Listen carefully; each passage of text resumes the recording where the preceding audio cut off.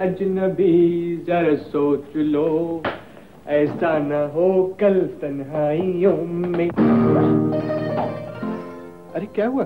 एक तो जूता मार दिया और कहते हो क्या हुआ? चल आज पत्थर का बदला बराबर हुआ। अच्छा तो फिर मैं गुलदस्ता ले लूं? अरे पगली, जब जिंदगी इन फूलों से भी ज्यादा हसीन और रंगीन हो जाए ना, तो वो महक इन फूलों की महक से भी कहीं ज्यादा होती है। क्या समझी?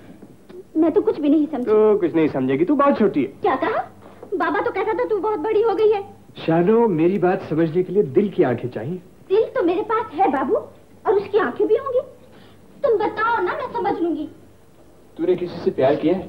हाँ बाबू, पहले किया था प्यार, पर वो। तो क्या हुआ? दगा देकर चला गया। कौन था वो? पहाड़ी मिट्ठू। पिंजरे का दरवाजा खुला रह गया और वो भाग गया। अरे पगली, मैं जानवरों की बात थोड़ी कर रहा हूँ। तो फिर? किसी को देख के तेरे दिल की धड़कनें नहीं तेज हो जाती? वो तो तेज हो जाती है। देखो ना, मेरा दिल कितनी जोर से धड़क रहा है। देखो देखो।